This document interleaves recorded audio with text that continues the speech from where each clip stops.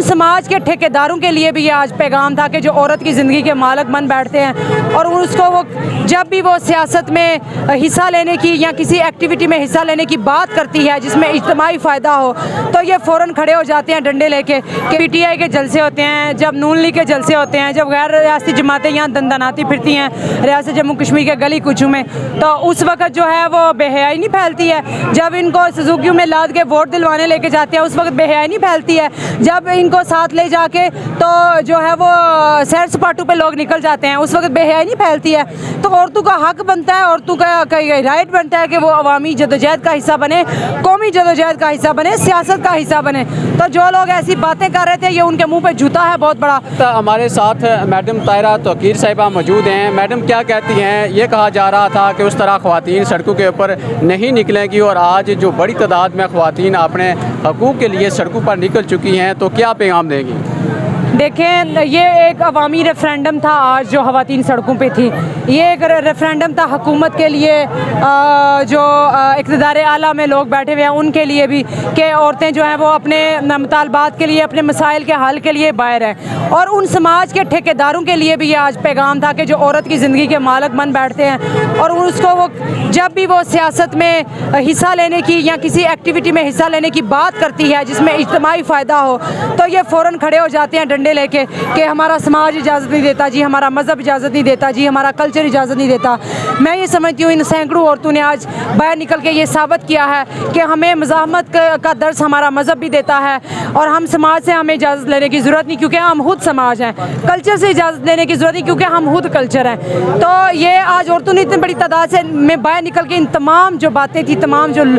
لوگوں کے بیانات تھے عورتوں کے متعلق، ان پہ پانی پھیر دیا ہے۔ میں اپنی مزاحمت کار ماؤں بہنوں بیٹیوں کا شکریہ ادا کرتی ہوں اور ان کو سلام پیش کرتی ہوں کہ ہمارے کہنے پہ، ہمارے بلانے پہ وہ لبیک کہتی ہوئی ہمارے ساتھ چل پڑی۔ میڈم ایک اور سوال کہ اس وقت یہ بھی سننے میں آ رہا ہے کہ یہ کہا جا رہا ہے کہ ایکشن کمیٹی کی جانب سے خواتین کو سڑکوں کے اوپر لا کر جو بے حیائی پھیلائی جا رہی ہے، اس حوالے سے کیا کہیں گے؟ دیکھیں، جب پی ٹی آئی کے جلسے ہوتے ہیں، جب نون لیگ کے جلسے ہوتے ہیں، جب غیر ریاستی جماعتیں یہاں دندناتی پھرتی ہیں ریاست جموں کشمیر کے گلی کوچوں میں، تو اس وقت جو ہے وہ بے حیائی نہیں پھیلتی ہے۔ جب ان کو سزوکیوں میں لاد کے ووٹ دلوانے لے کے جاتے ہیں اس وقت بے حیائی نہیں پھیلتی ہے۔ جب ان کو ساتھ لے جا کے تو جو ہے وہ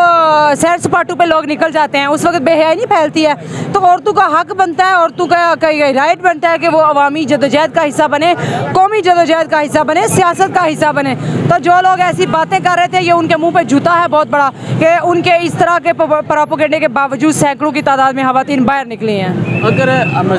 یہ مطالبات جو ہیں مانے نہیں جاتے تو یہ جو تحریک ہے اس میں کس حد تک تیزی آئے گی اور پھر اگلا لایا عمل کیا ہوگا؟ بالکل اس تاریخ میں بہت زیادہ تیزی ہے۔ اب 17 کو اسٹوڈنٹس کا جو ہے وہ ہونے جا رہی ہے ایکٹیویٹی، اس کے بعد پھر 28 کو ایک ہڑتال ہے، پھر 22 کو ایک پروگرام ہے۔ تو حکومت کو چین کی سانس جو ہے نا وہ اب نہیں مل سکتی۔ ان کے پاس صرف ایک ہی حل ہے کہ عوام کے مسائل حل کریں، ان کو جبر و تشدد سے مت روکیں، ان کو گھٹیا پروپیگنڈوں سے مت روکیں، ان کے لیے گالم گلوچ مت کریں، ان کے مسائل کو حل کریں۔ بغیر حکومت کا گزارا ممکن نہیں ہے۔